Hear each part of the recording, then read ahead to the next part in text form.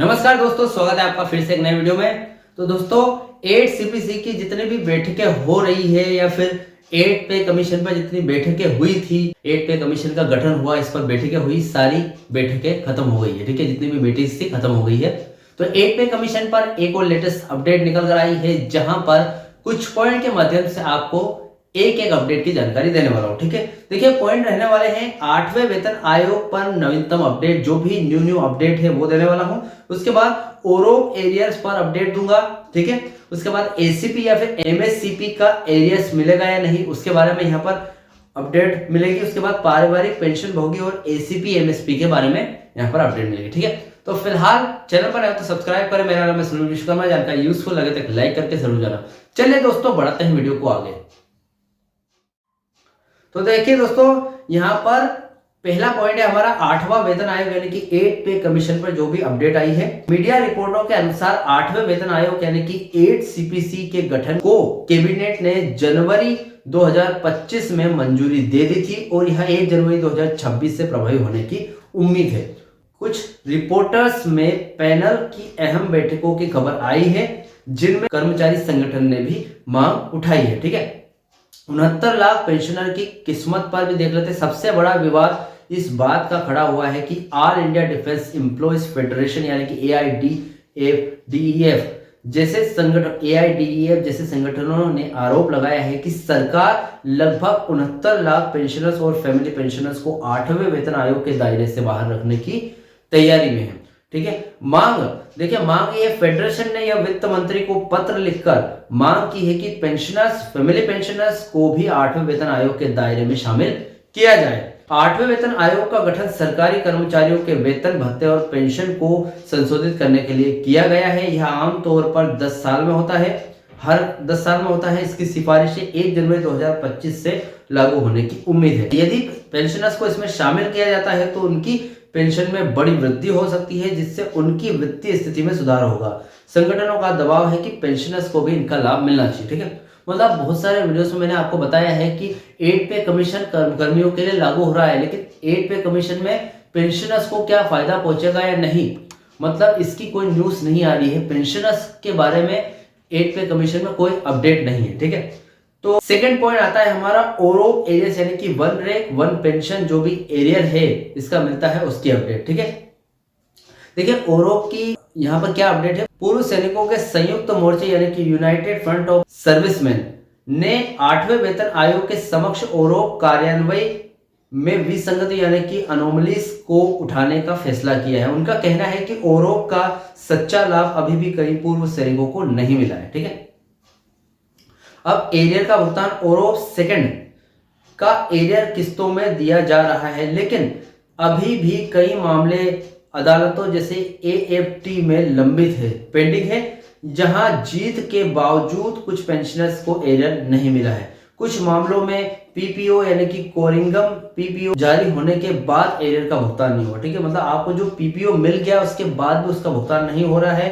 PMR यानी कि pre mature retirement, ओरोप second में प्री मैच्योर रिटायरमेंट यानी कि पीएमआर वाले कुछ पेंशनर्स को भी ओरोप का लाभ और एरियर मिलने का दस्तावेज सामने आए हैं, हालांकि इस पर विवाद भी हुआ है।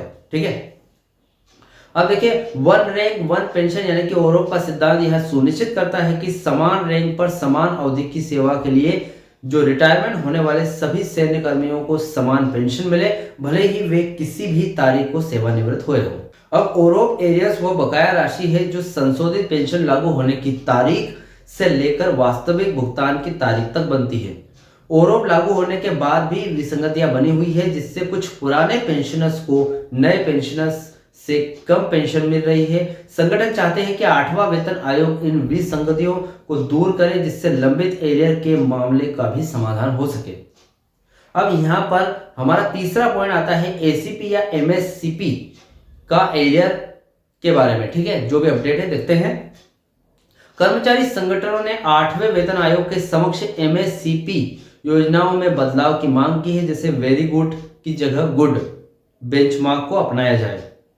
यदि नियमों में बदलाव होता है तो लाखों कर्मचारियों और पेंशनर्स को इसका लाभ मिलेगा, जिससे उनके वेतन स्तर में वृद्धि होगी और एरियर का भुगतान भी होगा।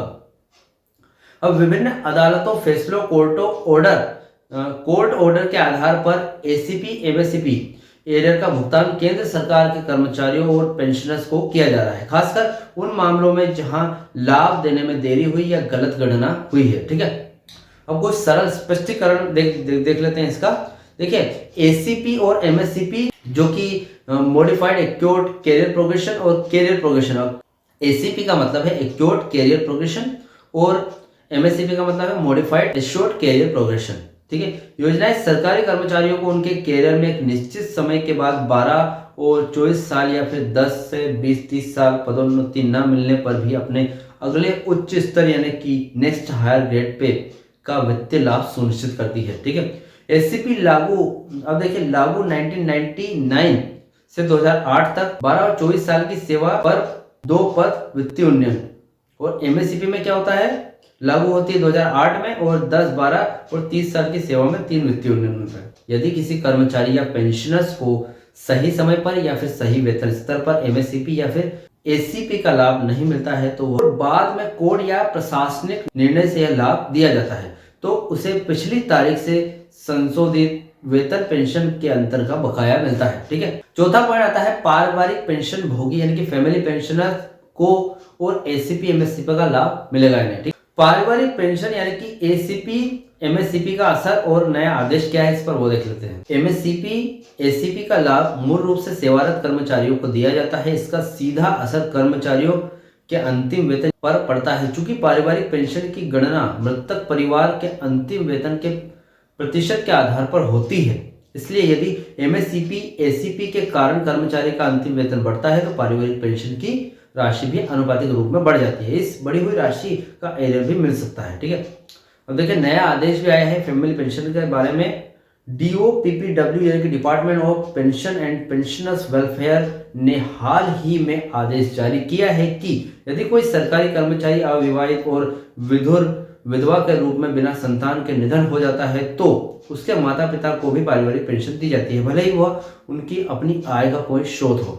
मतलब आप भले कुछ भी कमा रहे हो, भले आपकी बड़ी दुकान हो या ज्यादा बिजनेस वगैरह हो, तो भी आपको पारिवारिक पेंशन माता पिता को मिलेगी। ठीक है, अगर वो भले अविवाहित हो, उनके बच्चे वगैरह नहीं हो, फिर भी माता पिता को उनकी पेंशन मिलेगी।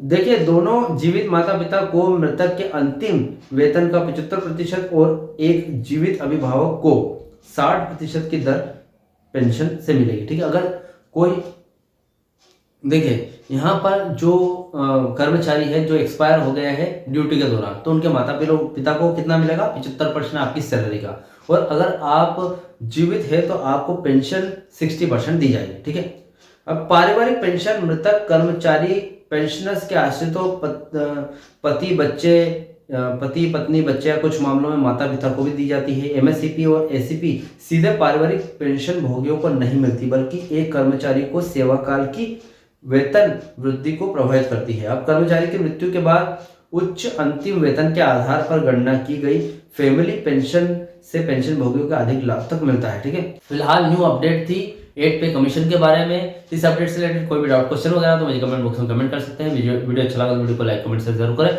मिलते हैं दोस्तों नेक्स्ट वीडियो में। सी यू सून।